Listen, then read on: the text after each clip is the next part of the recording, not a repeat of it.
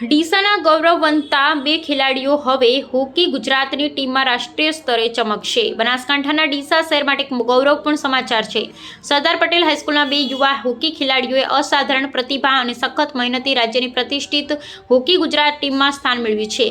આ સિદ્ધિએ સમગ્ર શાળા પરિવાર અને જિલ્લામાં આનંદની લાગણી પ્રસરાવી છે. શાળાના વિદ્યાર્થીઓ પરખડિયા દીપાલી જસવંતજી અને રાઠોડ મહેન્દ્રકુમાર જીતાજીની પસંદગી દેશભરમાંથી શ્રેષ્ઠ ખેલાડીઓ સાથે સ્પર્ધા કરવા માટે થઈ છે. દીપાલી ઝારખંડ યોજાનારી સબ જુનિયર નેશનલ ચેમ્પિયનશિપમાં ભાગ લેશે, જ્યારે મહેન્દ્રકુમાર પંજાબમાં યોજાનારી જુનિયર નેશનલ ચેમ્પિયનશિપમાં ગુજરાતનું પ્રતિનિધિત્વ કરશે.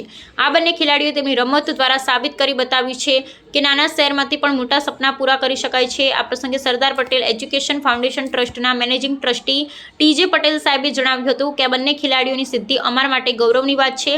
અમે તેમને ભવિષ્યની સફર માટે ખૂબ ખૂબ શુભેચ્છાઓ પાઠવીએ છીએ. શાળાના અન્ય ટ્રસ્ટીઓ અને શિક્ષકોએ પણ ખેલાડીઓને અભિનંદન આપી તેમના ઉજ્જવળ ભવિષ્ય માટે પ્રાર્થના કરી હતી. આ સફળતાએ અન્ય વિદ્યાર્થીઓને પણ રમતગમતમાં શ્રેષ્ઠ પ્રદર્શન કરવા માટે પ્રોત્સાહન પૂરું પાડ્યું છે.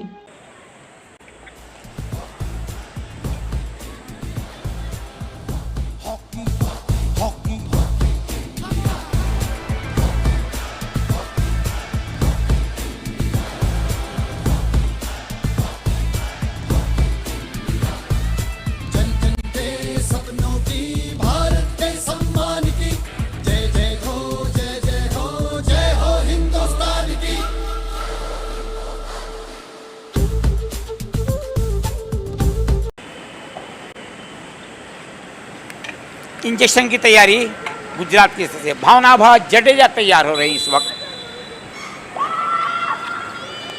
गुजरात की तरफ से इंजेक्ट किया गया, बॉल को बढ़ाया गया, मौका यहाँ पर तलाश रही है गुजरात की टीम. और ये खतरा टला बंगाल के ऊपर से.